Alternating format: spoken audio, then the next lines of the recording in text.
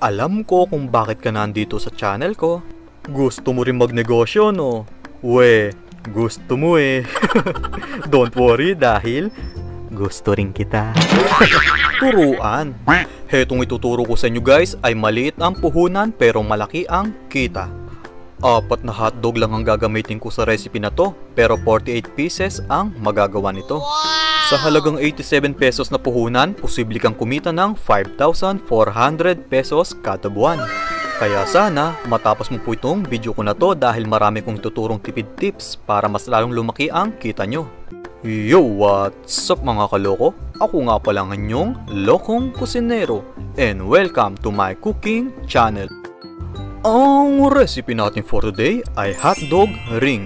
Isang hotdog pa lang yan guys, pero 1 dosena na ang nagawa. Ipapakita ko sa inyo kung gaano kasarap ito.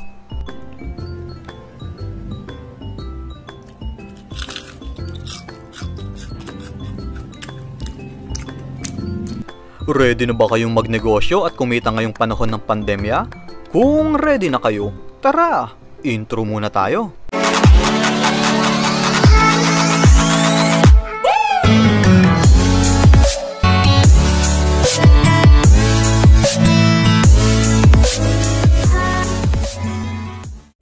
Kung bago ka sa channel ko, please click the subscribe button and the notification bell icon para ma-update kayo sa susunod nating mga video.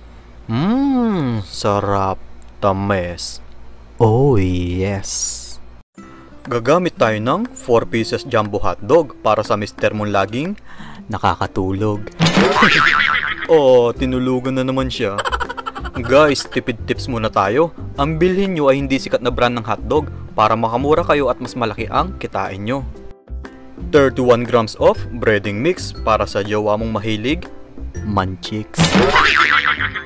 Tipid tips muna tayo guys, kalahati lang ang gagamitin natin at kaya ito ang binili ko para hindi na tayo gumamit ng asin, paminta, garlic powder and other spices dahil nandito na lahat yun.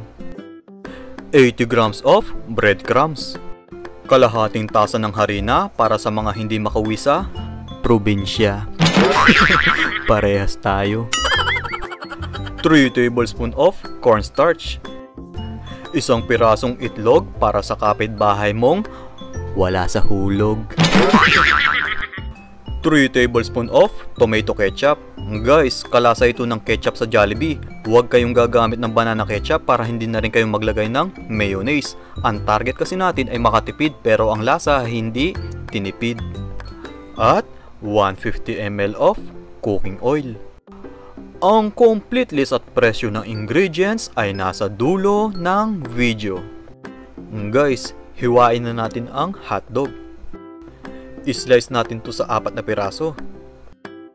So, hetong 4 na piraso na to, hihiwain pa natin sa 3 para maging 12 pieces ang magawa natin kada isang hotdog. Kikita ka ng 45 pesos kada isang hotdog. Magkano lang ba ang isang piraso ng hotdog na to? 7 pesos lang to guys. So, kung nakakabenta ka ng 10 pirasong hotdog kada araw, kikita ka ng 450 pesos. Sa isang buwan, kikita ka ng 13,500 pesos. Laki, di ba? So ngayon guys, bibilugin ko na ang aking hotdog. Di ko naman pwedeng sabihin na hotdog nyo kasi ako ang bumili nito. Ilak natin to gamit ang toothpick. Make sure guys, nalagpas yung dulo ng toothpick sa hotdog nyo para hindi matanggal mamaya kapag sinawsaw natin sa butter. So ready na to guys, isang hotdog lang to pero ang nagawa natin ay 12 piraso. Wow! Guys, i-ready na natin ang butter. Sa isang mixing bowl, ilagay natin ang kalahating breading mix. Isunod na rin natin ang harina. Next ay ang cornstarch. Haluin lang natin ito mabuti para mag-combine ang mga ingredients natin. Next ay ilagay natin ang itlog. Uy, ang galing! Pinigay yung itlog. Mag-e-exhibition ka pa. Tuloy-tuloy lang ang paghalo guys para makuha natin ang tamang lapot ng ating butter. So magdagdag lang tayo ng tubig hanggat hindi natin nakukuha ang tamang lapot nito.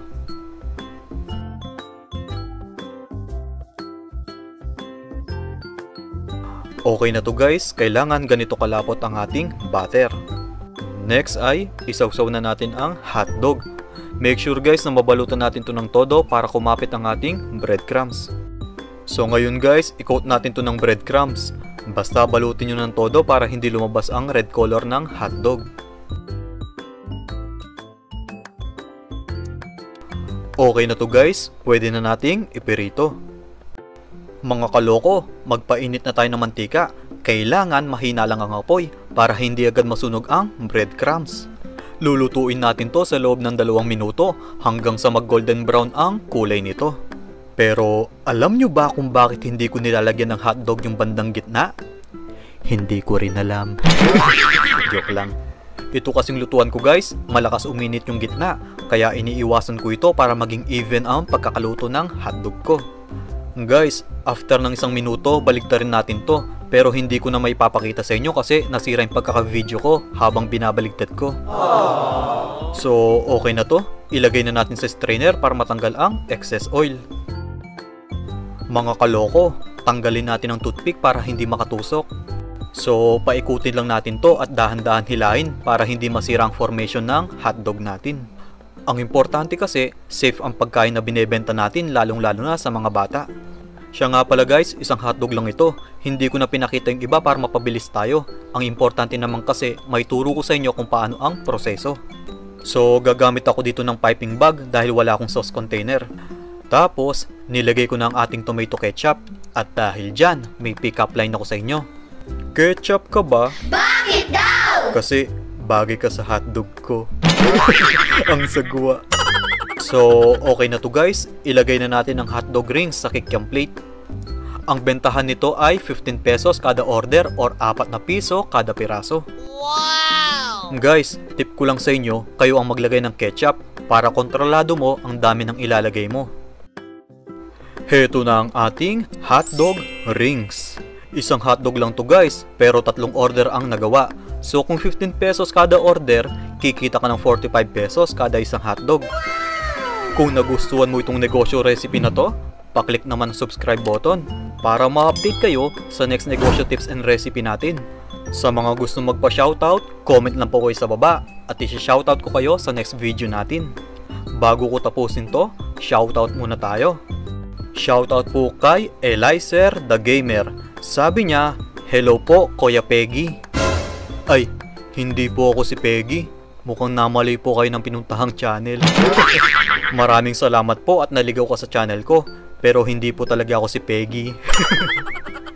Shoutout din po kay Sir Joshua Ducasen.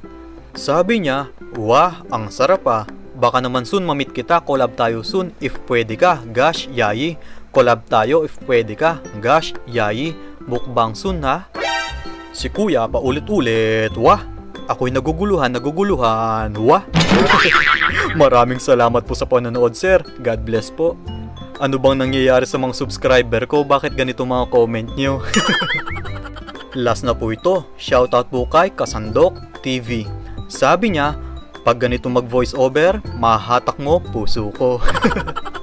Guys, pagluluto din ang content niya. Ang laki ng kusina niya. Grabe, 1 hektarya. Maraming salamat po sa panonood. God bless po. Maraming salamat po sa inyong walang sawang panonood. Sana nakatulong po ako kahit papano. God bless po and good luck. Mga kaloko, heto ng complete list at presyo ng ingredients ng ating hotdog ring. Bye-bye. Bye-bye.